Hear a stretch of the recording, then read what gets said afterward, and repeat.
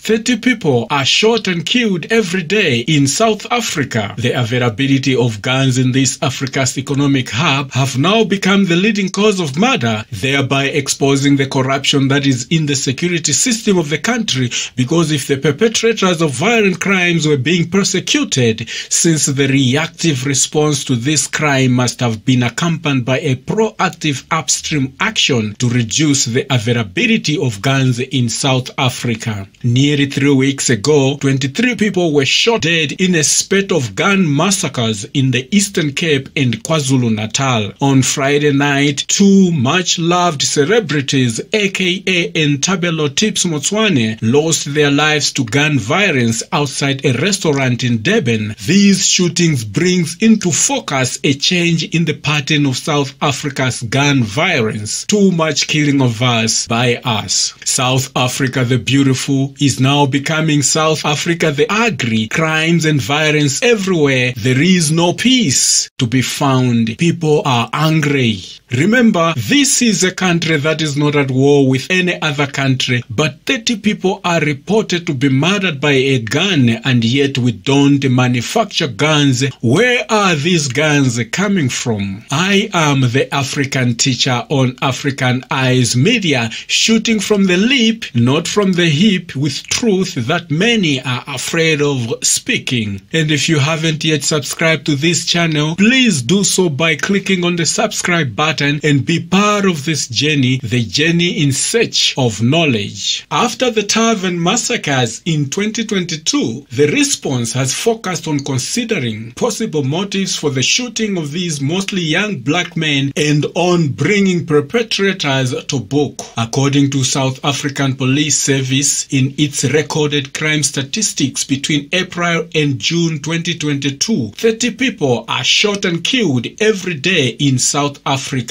The motive for these murders are wide-ranging and include hits, tax root feuds, gender-based violence, robbery-related murders, gang shootouts, arguments, and organized crimes. While the reasons of these shootings varies widely, what all these murders have in common is a gun. Every single person shot and killed would have been alive if there had not been a gun. Guns are designed to kill, and they are doing just this at an increasing rate. In late 2010, South Africa started seeing an increase in gun deaths from a low of 18 people a day in 2009 to 30 people in 2022. Nationally, guns have replaced knives as the leading cause of murder, and in Gauteng they have replaced traffic accidents as the leading cause of non-natural deaths. The rise in gun violence coincides with an increase in the flow of guns into communities. The black communities are being given guns to make us #1 destroyers of ourselves. The poor implementation of South Africa's Firearm Control Act 2000 by the state and poor compliance by gun owners, including exploitation of loopholes in the law to accumulate weapons and ammunition, and fraud and corruption by all stakeholders in the firearms chain, from the police to gun dealers, trainers, associations, and owners, all have contributed to the rising gun numbers. The intersection between gun availability and death is complex. Wealthy nations like Switzerland have high levels of gun ownership but low gun murder rates, though their rate of male gun-related suicide is high. And low-income nations like South Africa show a different pattern. As gun ownership increases, so do gun-related murders. The impact of gun availability on a country's level of violence is influenced by its gun control regime. These regimes include effective policing and criminal justice systems,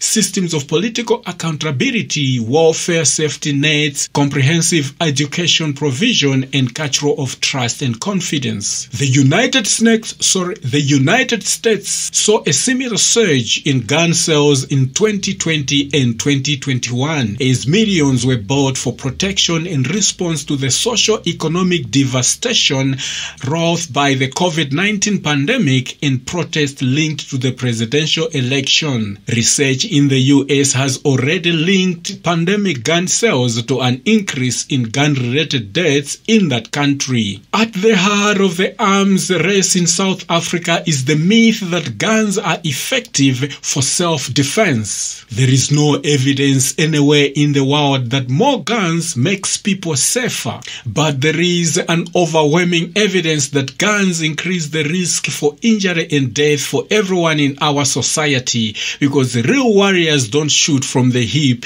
real warriors, they shoot from the lip. A new study undertaken by Wits University, the University of Cape Town, and the Medical Research Council, which looks at robbery-related murders in South Africa, found that while robbery homicides is relatively rare, the increased risk of being killed in a robbery can be linked to victims who are older white men and to the likelihood that victims are armed and resist attack.